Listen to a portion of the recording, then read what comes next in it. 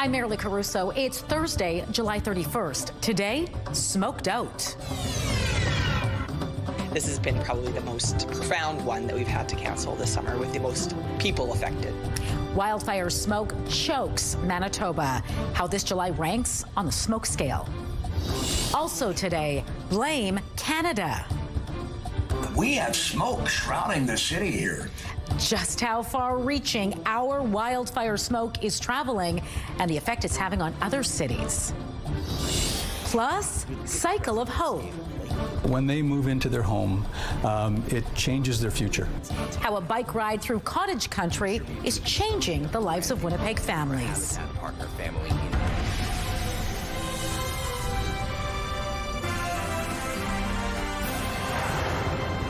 Good afternoon. Thanks for joining us. Wildfire smoke has blanketed southern Manitoba again, with July now set to be the smokiest month on record. And the effects of Manitoba's summer of fire are being felt thousands of kilometers away. To explain, CTV's Taylor Brock joins us now. So Taylor, just how widespread is the smoke from Manitoba wildfires?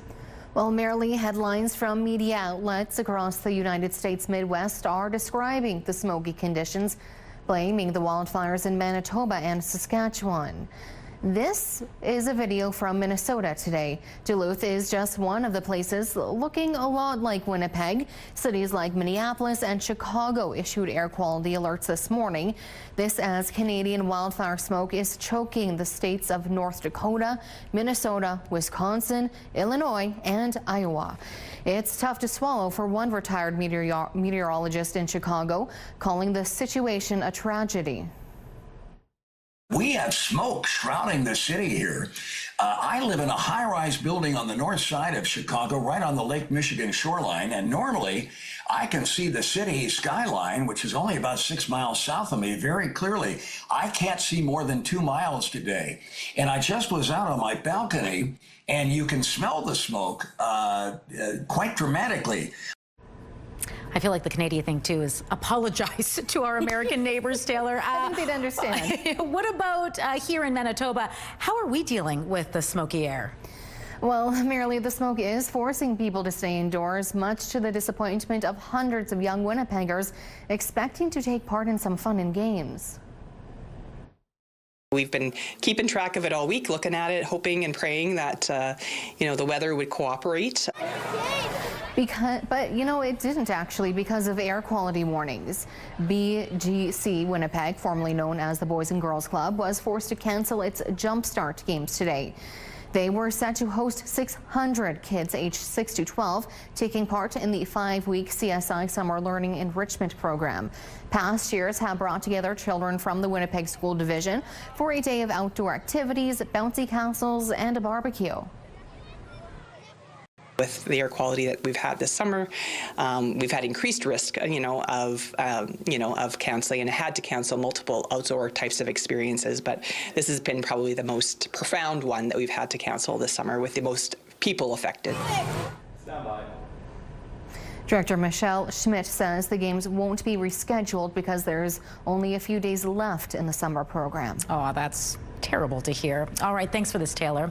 Let's bring in Colleen Brady now and talk more about this. Colleen, we know it's been a very smoky month, but can you give us some context of just, how smoky it's been? How about the smokiest month on record, Marilee, for the city of Winnipeg? Yeah. That's pretty smoky. According to Environment Canada, with July ending today, it is not only the smokiest July on record for the city of Winnipeg, it is the smokiest month on record for the city of Winnipeg, with 172 hours of smoke observed as of 1 o'clock this morning, eclipsing August 1961 in second spot with 163 hours, and much more recently, July 2020, 137 hours, August of that same year, 102 hours, and June just past 2025, 81 observed hours. Now, let's look at the smokiest years on record. The wildfire season generally thought to be between April to October. 1961, still the smokiest year on record for Winnipeg, with 304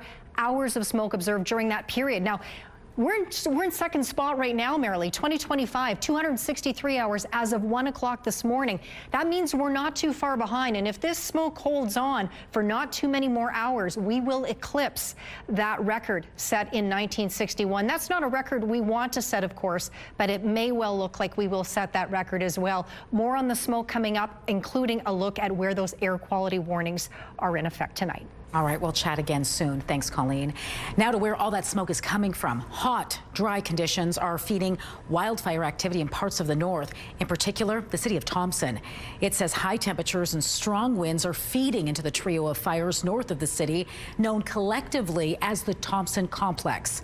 Directly north, crews and helicopters are working to contain the fire that has now jumped the Burntwood River, opening up a new front in the battle. On the plus side, the city says crews have made good progress on the south end of the fire, which is roughly 14 kilometers from city limits. In the Snow Lake area, the fire near Lalore Road is still concerning for officials. An update from the town also says progress was made yesterday with the help of Manitoba Wildfire Service, aerial resources, and heavy equipment. The town of Snow Lake says the operation has given crews a leg up on the fire. Snow Lake was evacuated July 10th. Around 1,000 people called the town home. Here in Winnipeg, one person is in custody following a large police presence that shut down parts of a North End street.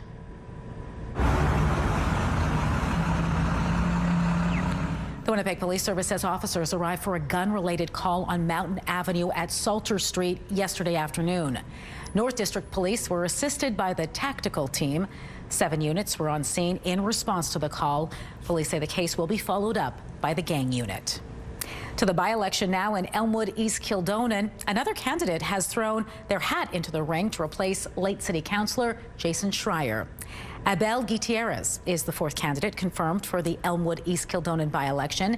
Gutierrez was born in Mexico and raised in Elmwood, where he's lived most of his life. He spent 20 years in the construction industry and currently serves as a senior project manager. Now, as we previously told you, 3 other candidates are also running: Emma Durand-Wood, Zachariah Salahadin, and Carmen Prefontaine. The by-election is scheduled for October 25th. You can find out more about all of the candidates by heading to our website, ctvnewswinnipeg.ca. Canadian pharmacies are taking steps to mitigate a shortage of prescription painkillers. Health Canada says the drugs in short supply include those which contain acetaminophen with oxycodone, as well as acetaminophen with codeine, which is, for instance, Tylenol 3. These medications are prescribed to treat ailments from root canals to chronic back pain. Health Canada said addressing the shortage is a top priority, and it's working with healthcare providers, provincial officials, manufacturers, and distributors to share information and monitor supply. An iconic Winnipeg War Monument, which stood for more than 100 years, is now awaiting reinstallation. The statue of a First World War soldier had been a fixture of Portage and Main since it was erected outside the Bank of Montreal building in 1923. The Manitoba Métis Federation purchased the building in 2020 and donated the monument to the city of Winnipeg. Construction to reopen the intersection to pedestrian traffic meant the statue had to come down. And some recent posts circulating on social media have suggested the statue was dumped in a junkyard. However, an MMF spokesperson tells CTV News the statue is just temporarily being housed at a storage facility. The MMF says it fully intends to follow through on its commitment to install the monument at Brookside Cemetery's Field of Honor. The installation is planned for this fall with a public ceremony. Meanwhile, a monument to honor Chief Peguis and the first treaty signed in Manitoba is facing more delays. The monument is planned for the Manitoba Legislature grounds. The statue had originally been planned for 2024, but is now expected to be done in the latter part of next year. A representative of the group planning the memorial says there have been legal, administrative, and other issues over the past year. As we approach the August-long weekend, the Life Saving Society is encouraging you to leave the drinks on shore if you plan on heading out on the water. The organization says more than half of all boating-related fatalities in this province between 2018 and 2022 involved booze. It also notes the sun, wind, and rocking motion of the boat greatly increase the risk when combined with alcohol. Now, on top of all of this, you could risk impaired operation charges, even if your boat doesn't have a motor. All right, let's bring back Colleen Brady now ahead of the August long weekend to get a forecast. We know it's smoky, but are you tracking anything else of concern as we head into the long weekend? Well, it depends where you are, where the concern is. A heat warning is also in effect for the Northwest. That's really the last thing that area needs. Still contending with those very serious wildfires, but heat is headed their way. Heat is headed further south toward us here in southern Manitoba, courtesy of an upper ridge of high pressure that's coming out of BC. As for those air quality warnings, though, this gives you a bit of a sense of where air quality has actually improved and where it's worsened. We still have that air quality warning in effect for Winnipeg and all surrounding areas out to the east as well into northwestern Ontario. But to the west, those warnings have ended for places like Dauphin. Conversely, further north, we now have air quality warnings that extend right up to the Nunavut border. So I'll have more details on that. And we'll take a look, too, at visibility. Of course, that's compromised with the smoke as well as air quality. Some interesting stats there regarding just how poor it is up for folks in Lynn Lake with respect to visibility, and we'll look at Winnipeg as well. And here's a quick look at that heat warning as well for that area up in the northwest. This heat is going to stick around well into the long weekend. Let's take a look through the Bathfitter Live Eye. Bathfitter, your bath and shower experts for more than 40 years. And with that smoke just parked over the city, it's 25 degrees, winds light out of the west-southwest, the pressure's rising, and the humidity is 35%. Out in traffic on this Thursday afternoon, a live look out onto the Provencher Bridge. Traffic busy for folks heading into St. Boniface, but moving well. I've definitely found that there's a lot of good hole-in-the-wall restaurants. A newly signed Jet says he loves Winnipeg's restaurant scene. What Dylan Sandberg's favorite type of food is, that and more local news after the break. Have a news tip? When you see news happening, let CTV News Winnipeg know. Text your tips, pictures, and videos to 10400. That's 10400. Message and data rates may apply.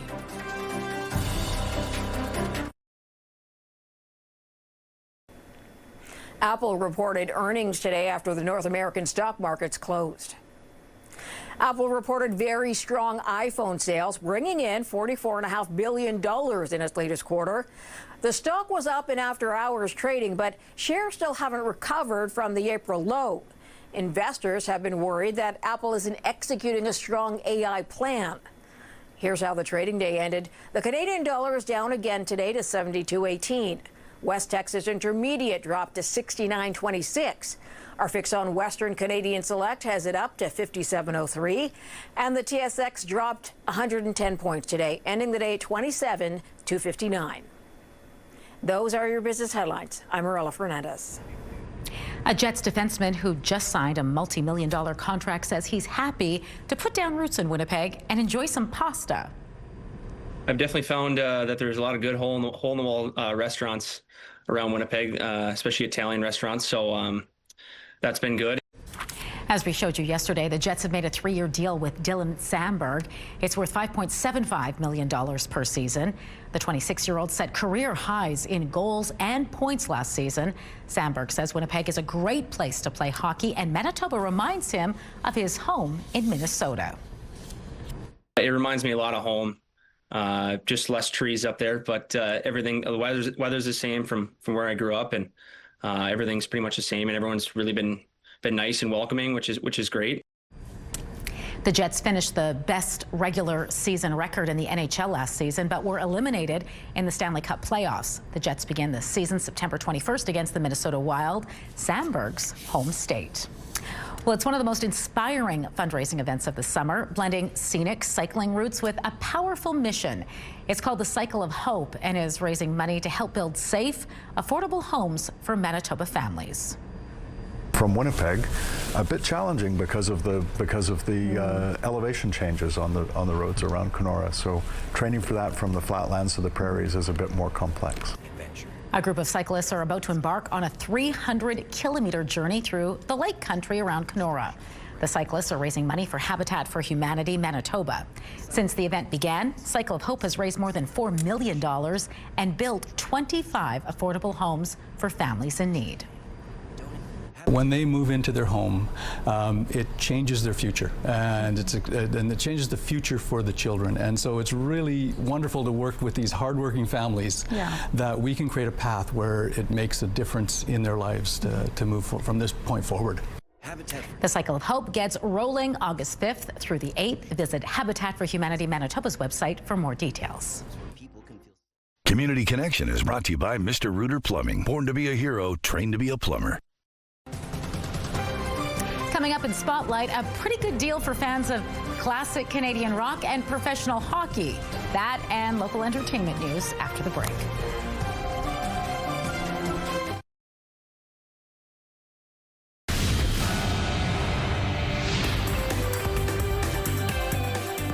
Spotlight, sponsored by the Casinos of Winnipeg, presenting Led Zepp again, the premier tribute. Colleen Brady back now for Spotlight, and we're kicking things off today with some news that's sure to be music to the ears of Harry Potter fans. Absolutely, Marilee. Now's your chance to see and hear the dramatic conclusion to the Harry Potter series like never before. The boy who lived,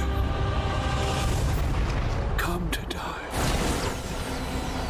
Tickets are on sale for the final performance in the Winnipeg Symphony Orchestra's Harry Potter concert series. The WSO will provide full orchestral accompaniment to Harry Potter and the Deathly Hallows Part 2 over 3 nights this fall. Shows are scheduled for October 2nd, 3rd, and 4th. Head over to WSO.ca or call the box office for tickets.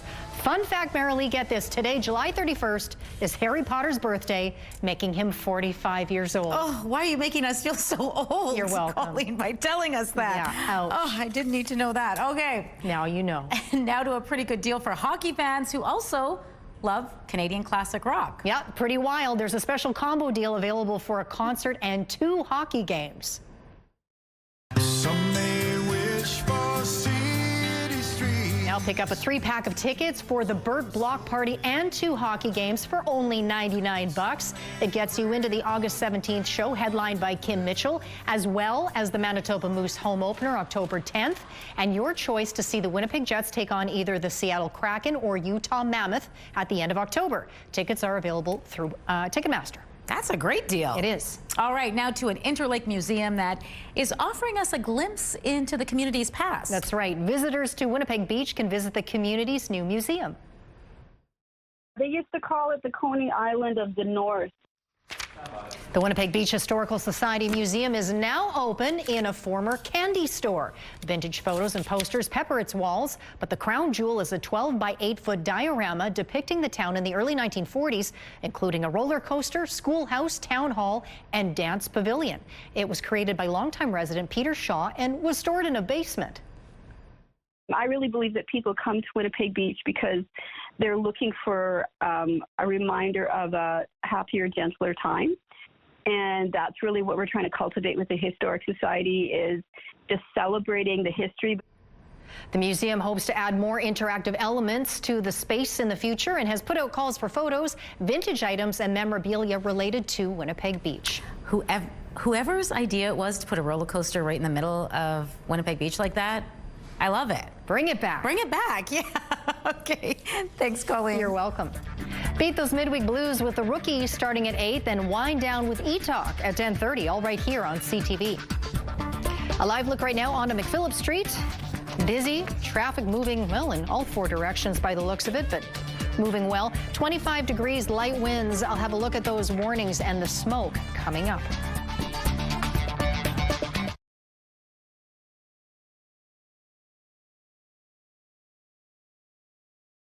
Women's clothing provided by RW & Company. Salon services provided by S&T Spa Salon.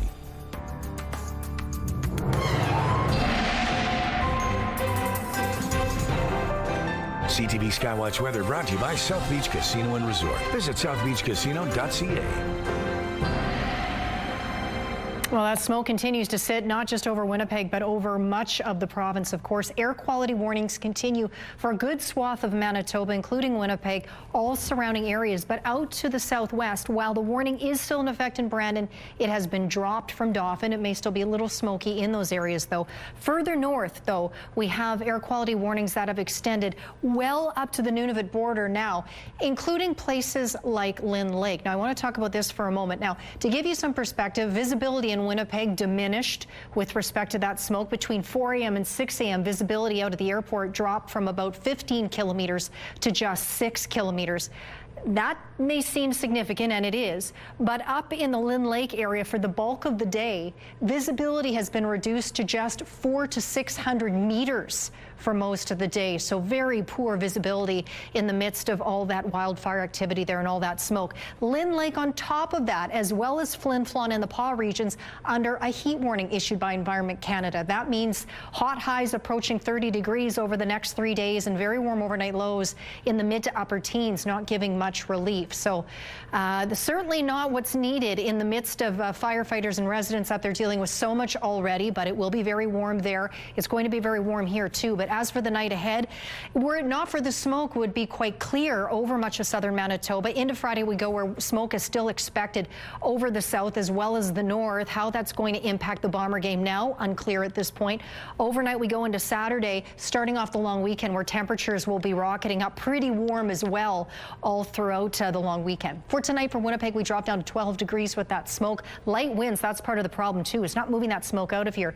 Winds out of the south at 15 kilometers an hour, up to 27 degrees tomorrow. Into the long weekend we go. Sunshine or a mix of sun and cloud. Hot highs all 3 days, up 27 degrees expected, and then we'll see pretty much temperatures holding steady up around 27 Tuesday into Wednesday, when we see the chance for showers starting to develop. Now, Hunter sent this photo in from Amesdale Lake. That's in northwestern Ontario. You can see smoky but lovely out there. Now, Nova here, pretty lady, she wanted to remind everyone that it's National Mutts Day today. That photo is from Jill, taken here in Winnipeg at Assiniboine Park. Send us your pics to Winnipeg Weather at ctv.ca. Thanks, Colleen. Well, it might be the height of baseball season, but one diamond is shut down in Cambridge, Ontario, for a pretty good reason. Given the low rate of turtles that actually reach sexual maturity, protecting these nests is really important. Yes, some snapping turtles have snapped up real estate on one diamond as a nest. And because they are considered an at-risk species, the city has decided to take steps to protect the nests, considering it can take 20 to 30 years for snapping turtles to reproduce. For the first time, many feel taking these relative. Look at the baby snapping turtle. Yeah. Packs double headers and other diamonds. I suppose so. Such a strange place to pick, though, right? It really is, yeah. We'll be back at 6 with more news. See you then.